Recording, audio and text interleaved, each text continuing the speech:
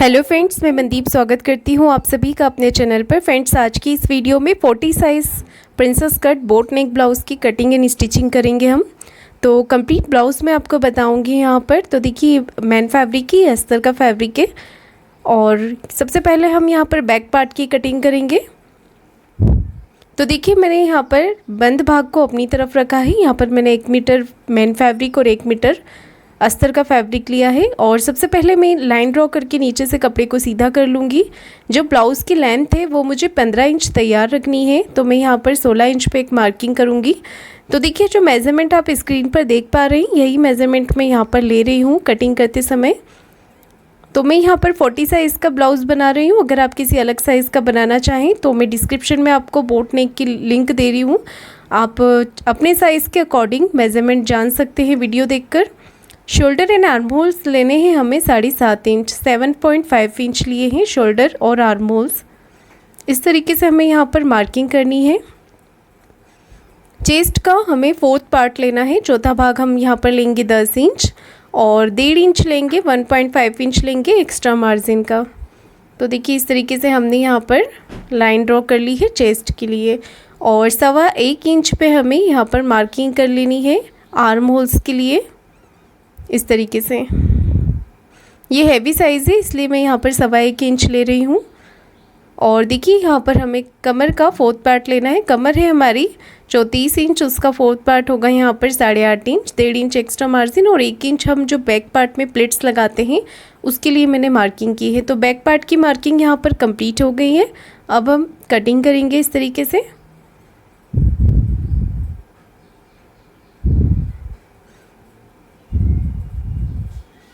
तो देखिए, यहाँ पर मैं आपको कंप्लीट ब्लाउज़ बता रही हूँ, साथ में इसमें बैक नेक डिज़ाइन भी है। बहुत ही ईजी तरीके से आप बना सकते हैं बोट नेक में। और नीचे से भी हम यहाँ पर कपड़े को कट करके सीधा कर लेंगे।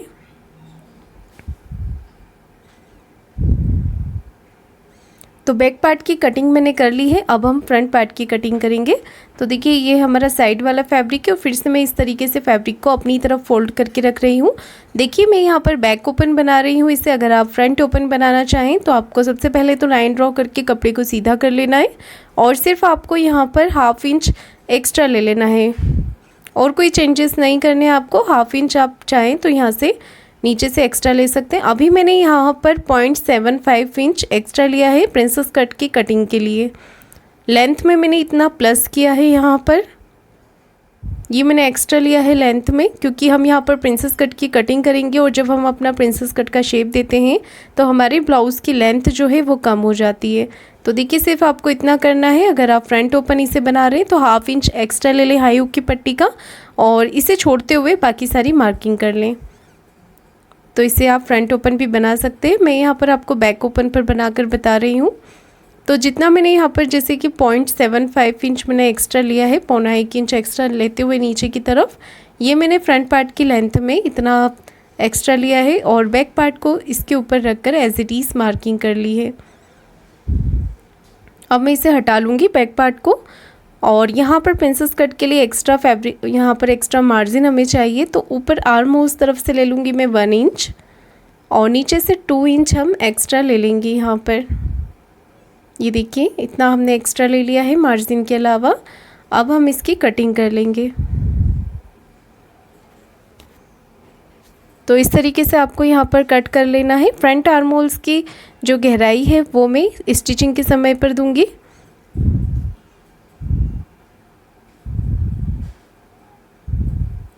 नीचे से भी इसे कट करके हम बराबर कर लेंगे।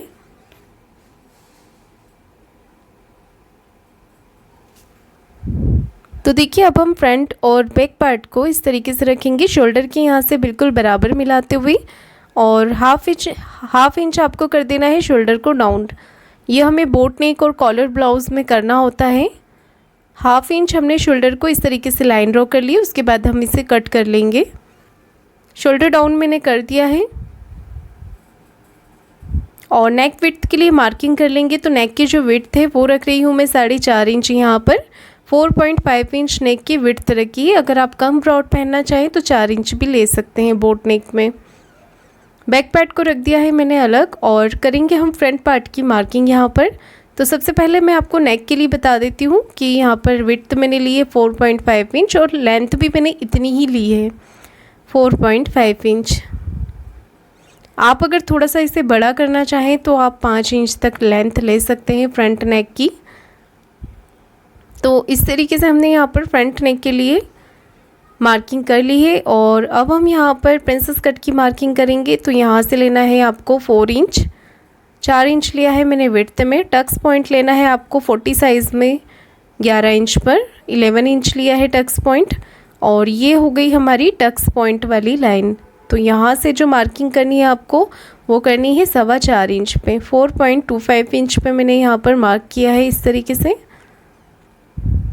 और इस लाइन को हमें थोड़ा सा तिरछे में लेते हुए, जैसे कि हमने यहाँ पर जो शेप दिया है, नीचे की तरफ मिला देंगे और फिर इस लाइन को हम आर्म होल्स की तरफ मिला देंगे।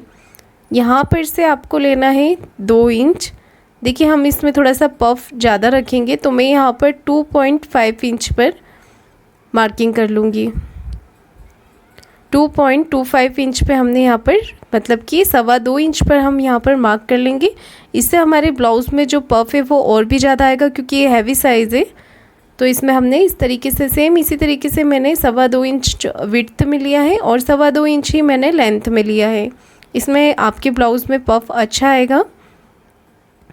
तो हम इस तरीके से यहाँ पर मार्किंग कर लेंगे और साइड से हम इसे ऊपर की तरफ कर लेंगे। कमर के यहाँ से हमें इस तरीके से मार्किंग को ऊपर की तरफ मिलाना होता है। और अब हम इसकी कटिंग कर लेंगे। नेक में यहाँ पर फ्रंट वाला बुकरम पे बनाऊंगी तो मैंने इसे कट नहीं किया है। प्रिंसेस कट वाले पार्ट को आपको इस तरीके से कट कर लेना है।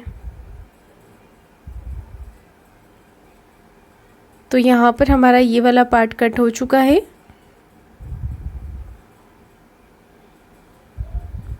अब हम बैक पार्ट के नेक में मार्किंग कर लेंगे। तो यहाँ पर विड्थ तो हमने 4.5 इंच रखी है। लेंथ में यहाँ पर मार्किंग कर रही हूँ मैं 2.5 इंच पर। 2.5 इंच पे लेंथ ली है मैंने बैक पार्ट के नेक की। इसके अलावा हमें 1.5 इंच नीचे की तरफ एक मार्क करना है। 1.5 इंच मैंने नीचे की तरफ मार्क किया है। और यहाँ पर हम बनाएंगे एक शेप देने से पहले हम नीचे की तरफ भी यहाँ पर मार्क कर लेंगे 2.5 इंच पे। ये मैंने हुक की पट्टी के लिए छोड़ दिया है इतना। और उसके बाद हम इस तरीके से शेप दे देंगे।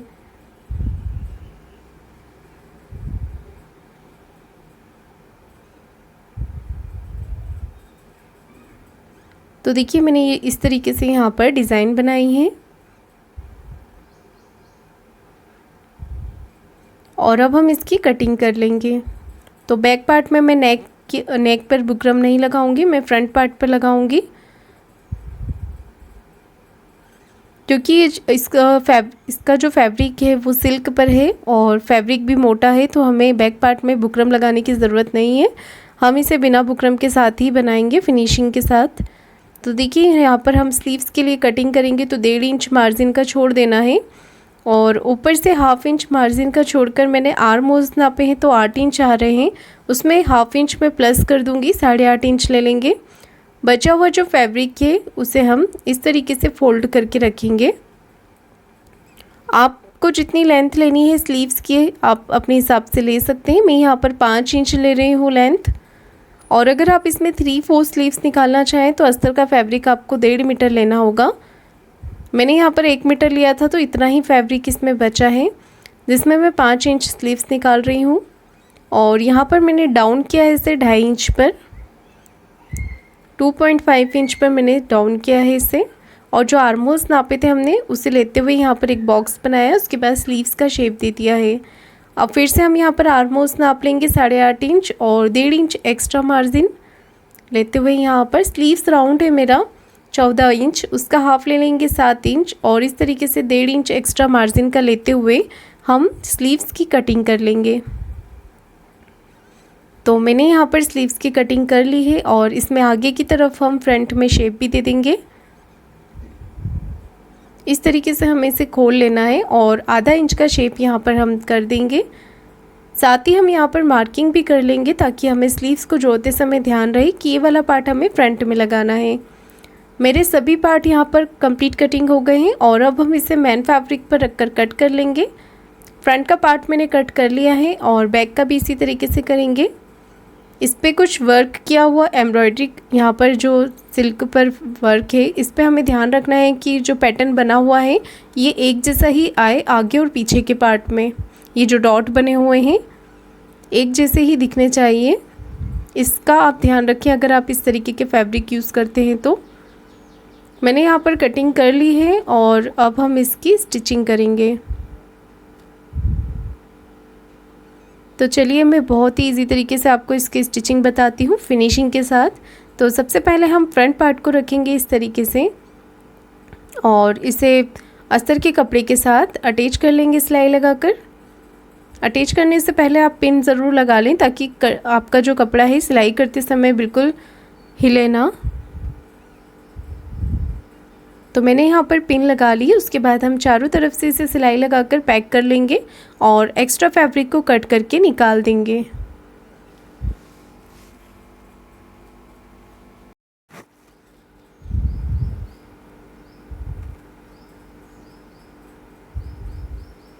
तो देखिए मैंने यहाँ पर इसे सिलाई लगाकर अटैच कर लिया है, एक्स्ट्रा फैब्रिक को कट भी कर लिया है। और अब हम प्रिंसेस कट वाला पार्ट आमने सामने रखेंगे और इसे भी सिलाई लगाकर पैक कर लेंगे। हाथ से आप फिनिशिंग करते जाएं, प्लेन करते जाएं ताकि अंदर की तरफ कोई भी सल या क्रीज ना आए।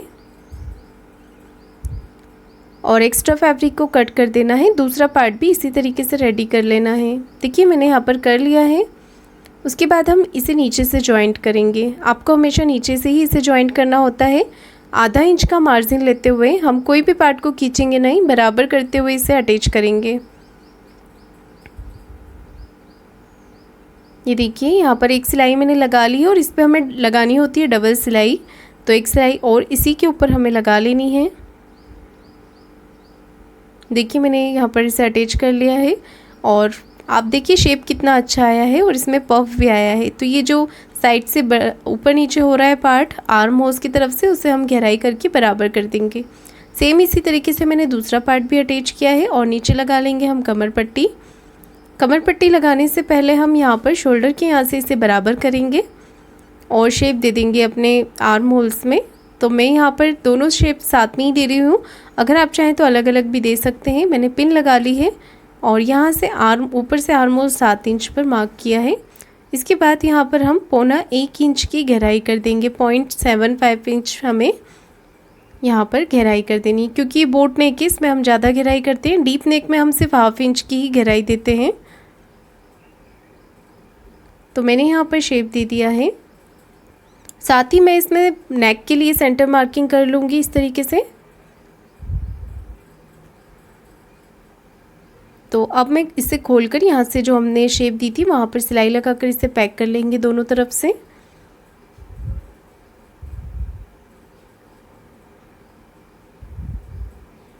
और मैंने लिया है यहाँ पर बुकरम।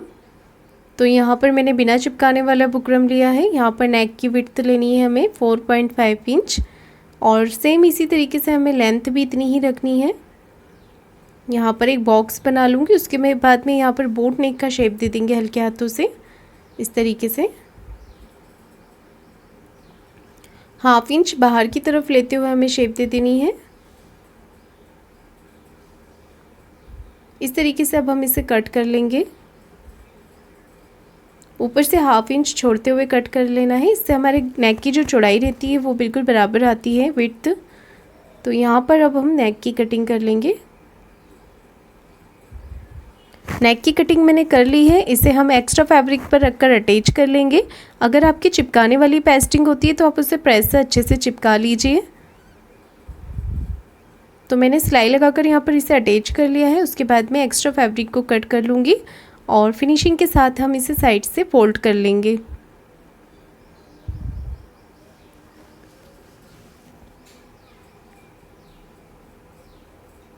तो देखिए मैंने इसे फोल्ड कर लिया है। अब इसकी हम कर लेंगे सेंटर मार्किंग।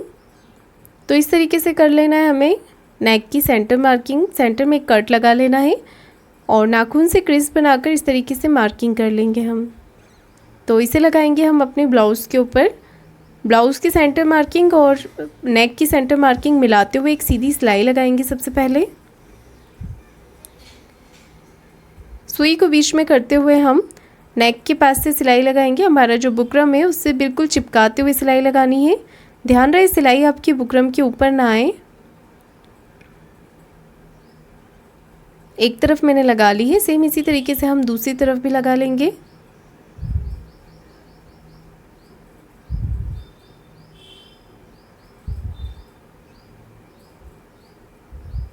अब हम सेंटर से कपड़े को कट कर लेंगे इस तरीके से 1/2 इंच रखते हुए, और यहाँ पर लगा लेंगे हम पूरे ही नेक पे छोटे छोटे से कट लगा लेने हमें, ताकि अच्छी तरीके से फोल्ड हो जाए।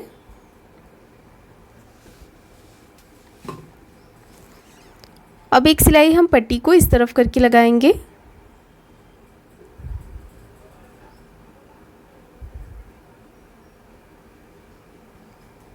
ये देखिए हमने इसे अंदर की तरफ फोल्ड कर लिया है। नीचे की तरफ लगा लेंगे हम कमर पट्टी। कमर पट्टी मैंने 1.5 इंच चौड़ाई में ली है और इसे एक तरफ से फोल्ड कर लिया है। अभी मैंने नेक के ऊपर फिनिशिंग की सिलाई नहीं दी है, वो हम शोल्डर जॉइंट करने के बाद में लगाएंगे। और अंदर की तरफ नेक में तुरपाई कर लेंगे। एक सिलाई पट्टी को इस तरफ करके लगाएंगे हम, उसके बाद हम इस तरफ फोल्ड करते हुए सिलाई लगाएंगे।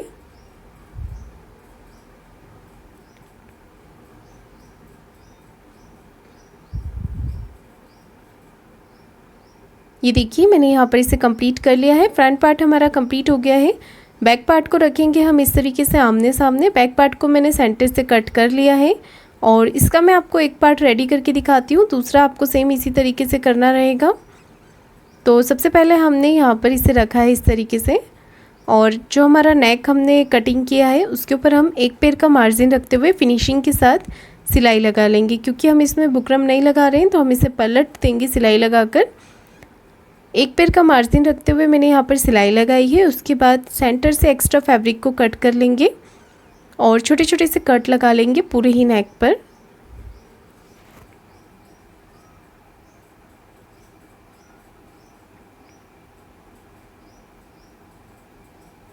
देखिए मैंने यहाँ पर कट लगा लिए हैं। उसके बाद मैं इसे पलट लूँगी, सीधा कर लेंगे हम।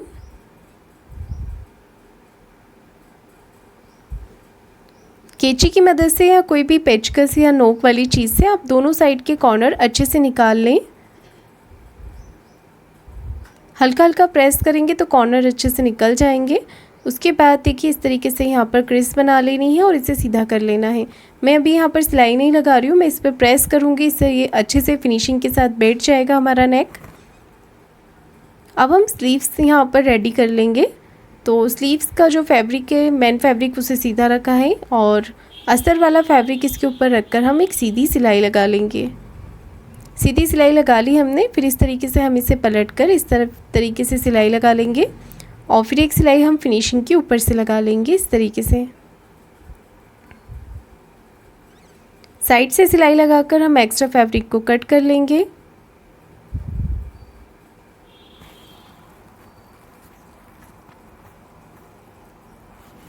ये देखिए हमने स्लीव्स रेडी करने के बाद यहाँ पर मैंने इसे प्रेस कर लिया है और आप चाहें तो इसे ऐसे ही रख सकते हैं या फिर आप चाहें तो सिलाई भी लगा सकते हैं नेक के ऊपर।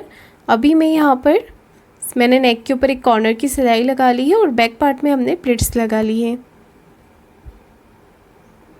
दोनों तरफ हमने इसी तरीके से तैयार किया है और एक छोटी पट्टी बनानी है आपको, जो हम ऊपर लगाएंगे हुक की तरह हाई बनाने के लिए।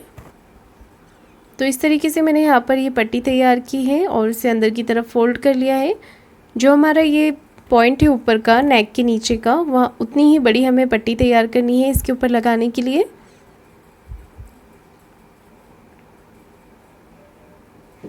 तो अच्छे से आपको यहाँ पर इसे सेट करते हुए पट्टी को लगा लेना है। यहाँ पर हम बनाएंगे हाई और दूसरी तरफ हमारी हुक की पट्टी इसके ऊपर आएगी, उस पर हम अलग से नहीं लगाएंगे हुक की पट्टी। और नीचे की तरफ भी हम हुक की पट्टी लगा लेंगे। तो हाई हुक की पट्टी आप अपनी सुविधा अनुसार किसी भी तरफ लगा सकते हैं, चाहे तो इस तरफ भी लगा लें या जो दूसरा वाला पार्ट है उस तरफ भी आप लगा सकते हैं। तो नीचे की तरफ भी मैंने फिनिशिंग के साथ हाई की पट्टी बना ली है। दूसरी तरफ नीचे की तरफ मैं लगाऊंगी हुक की पट्टी।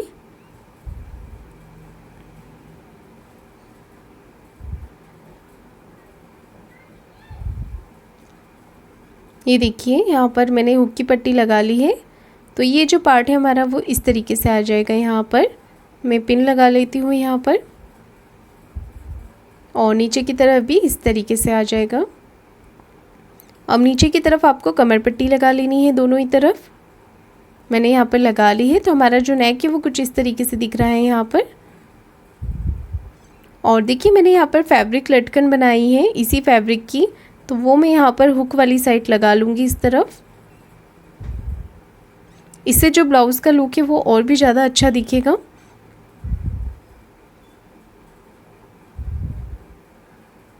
देखिए इस तरीके से मैंने यहाँ पर लगा ली है। और अब हम करेंगे शोल्डर को जॉइंट। शोल्डर जॉइंट करने के लिए लेंगे हम फ्रंट पार्ट, क्योंकि बुकरम हमने उसी में लगाया है। तो बुकरम वाला जो पार्ट है हमारा, उससे पट्टी है बाहर की तरफ निकालते हुए हम बैक पार्ट को इसके ऊपर रखेंगे और आधा इंच का मार्जिन लेते हुए लगा लेंगे सिलाई। तो इस तरीके से मैंने सिलाई लगा ली है एक, और फ्रंट पार्ट की पट्टी को इसके ऊपर करते हुए एक सिलाई लगा लेंगे। सेम इसी तरीके से दूसरे वाले पार्ट की तरफ भी हम कर लेंगे। इससे हमारे शोल्डर फिनिशिंग के साथ जॉइंट होते हैं।